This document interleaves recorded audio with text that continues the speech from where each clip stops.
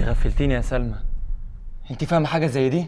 يا علاء افهمني، والله العظيم انا عمري ما عملت حاجه. ما تحلفيش بربنا، طلعي ربنا بره اللي انت بتعمليه ده. طب اسمعني طيب. هتقولي لي ايه تاني؟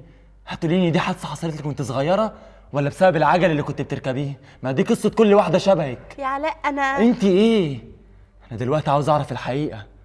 انا واحد اتجوز مراته وطلعت مش بنت. انا عاوز اعرف ده حصل امتى وازاي. هقول لك ومش هكدب عليك. انا كنت بحب واحد وهو كمان كان بيحبني. ما اتجوزكيش ليه بقى؟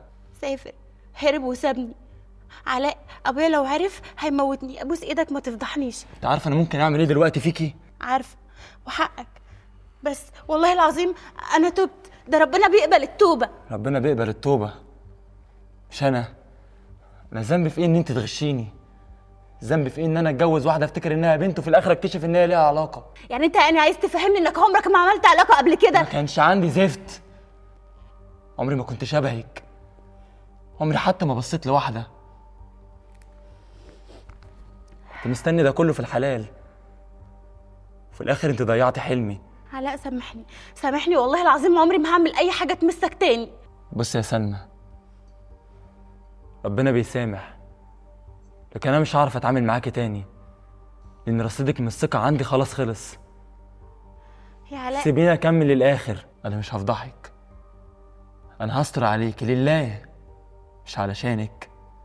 بس كل واحد فينا هيبقى في حاله. انت في اوضه وانا في اوضه، وهديكي مهله سنه واحده بس. ساعتها تتطلقي عادي، تبقى واحده اتجوزت واتطلقت.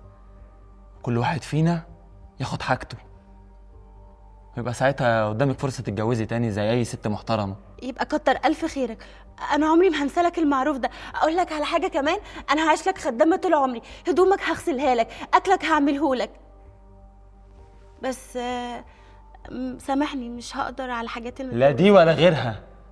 انا مش عاوز منك حاجه تاني. كل واحد فينا يبقى في حاله، بس لما نفترق بالمعروف. اكيد طبعا، بعد كل اللي انت عملته معايا ده اكيد. لكن للاسف بقى كونك انك غشيتيني دي مشكلتك مش مشكلتي. احنا كل واحد فينا هيروح لحاله، وانت هتاخدي كل اللي انت جبتيه، بس هتتنازلي لي عن القايمه والمؤخر. اتفقنا؟ موافقه. لو عايزني امضيلك على تنازل دلوقتي انا موافقه. وانا لو مضيتك على تنازل دلوقتي وانت في موقف الضعف ده هبقى بلو دراعك. انا هسيبك لضميرك. اعذرني يا عم ان انا جبتك لحد هنا، كان المفروض نبقى عندكم في البيت، بس الموضوع اللي هكلمك فيه تقريبا ممكن يضايقكم، فحبيت انا وانت بس نبقى قاعدين لوحدنا الاول. يا ابني عندي مش فارقه. المهم قول لي فيه ايه. بص يا عمي، كل شيء اسمه ونصيب، وانا وسلمى مش هينفع نكمل مع بعض، وزي ما دخلنا بالمعروف نخرج بالمعروف. وماله يا ابني؟ بس بنتي عملت ايه عشان تزهقك كده في سنه؟ ده انتوا ما بقالكوش 7 8 سنين مع بعض عشان نقول انتوا زهقتوا. مفيش يا عم، يعني مش متفاهمين مع بعض، مش مستريحين. ممكن تقول مش نصيب، يعني زي ما قلت لك في الاول. وماله علاء؟ بس طالما نويت على كده يبقى تدي بنتي كل حقوقها. انا وسلمى يا عم متفقين ان هي تنزل عن كل حاجه. متفقين على ايه؟ متفقين انك تظلمها؟ متفقين انها تتحسب على المجتمع مطلقه وبرضه تاكل حقوقها؟ انا ما ظلمتش بنتك يا عم. لا ظلمتها، ومش عايز اتكلم اكتر من كده عشان ما اجرحكش. تجرحني؟ اجرحك. لا انا عاوز افهم بقى ايه الكلام ده. افهمك يا اخويا. مراتك قايله ان انت من ليله الدخله ما قربتش منها تاني، وانك انت بتنام في اوضه وهي بتنام في اوضه تانيه، ومصوراك وانت نايم في الريسبشن على الكنبه كل يوم صوره عشان تبقى دليل عليك لما تيجي في وقت زي ده وتقول انا عايز اخلع. سلمى بتصورني انا؟ لا يا عم انا عاوزها تيجي وتقول الكلام ده بقى قدامي. حرام عليك يا علاء، انا عملت ايه وذنبي ايه لكل ده؟ انا قلت لك روح للدكتور وقلت لك كل مشكله وليها حل، بس انت اللي كرامتك ناحيه عليك قوي. انا عايزه اخلف، عايزه اعيش حياه مستقره، عايزه اكون زي اي ست. ايه اللي انت بتقوليه ده؟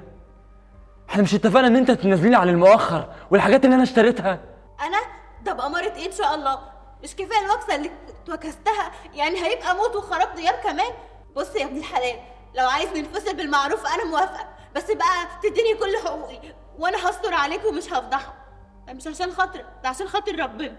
عداكي العيب يا حبيبه ابوكي، اصيله ومن بيت رجاله. بص يا عم علاء، معاك 24 ساعه فكر في الكلمتين دول.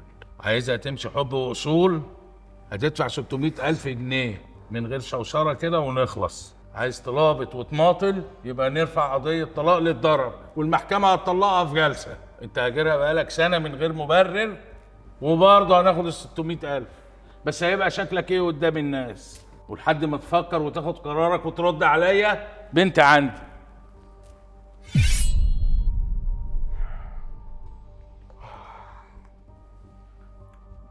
انا اسف يا استاذ علاء ان انا جيت لك من غير ميعاد. لا ولا يهمك، بس انا حابب اعرف من حضرتك.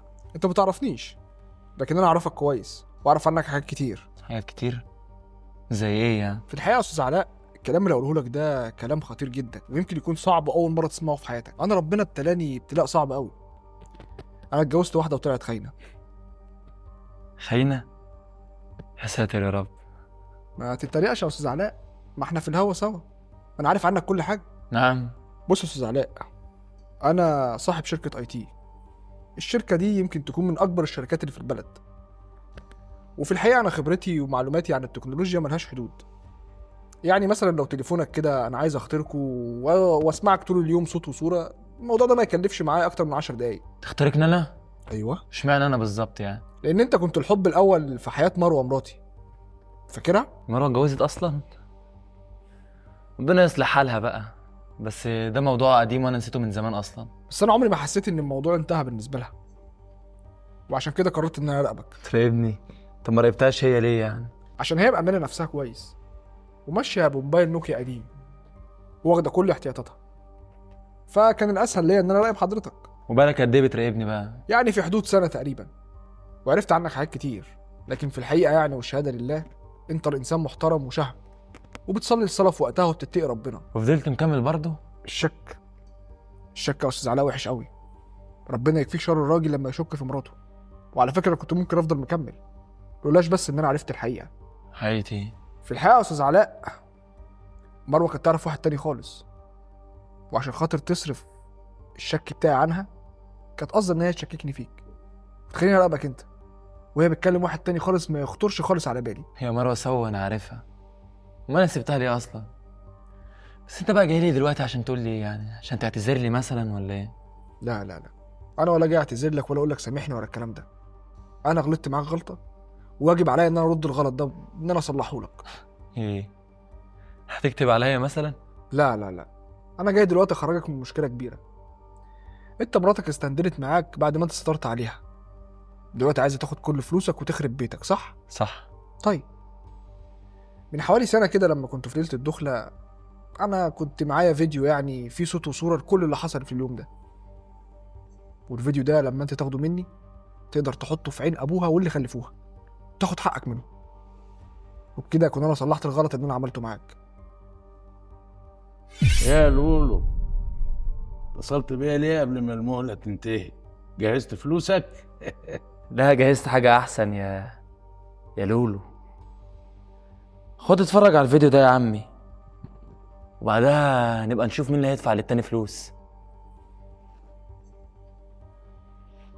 عرفت ليه انا كنت مستحملها سنه؟ مكنتش عاوز افضحها، بس طالما بقى انتوا جايين في فضايح وجرس، خلاص نوري الفيديو ده بقى لقرايبكوا ومعارفكوا والناس اللي في الحاره، وتبقى حفله. يا بنت الكلب يا قليلة الرباية، ده انا هدفنك حية. بقول لك ايه يا علاء يا ابني، استر عليا انا وبنتي يا ابني، وانا خدامك والله. لا لا لا لا لا لا، نفس البق ده تاني، خدامك بقى والكلام ده. انا زي ما سترت اول مره هستر تاني مره، بس لله مش عشانكم. وانا على اتفاقي، كل واحد فينا يروح لحاله، وهي تاخد اللي هي عاوزاه، حقها وبس، تتنازلوا عن القايمه والمؤخر. اتفقنا يا ابو سلمى؟ حاضر يا ابني، اللي تشوفه اللي تؤمر بيه.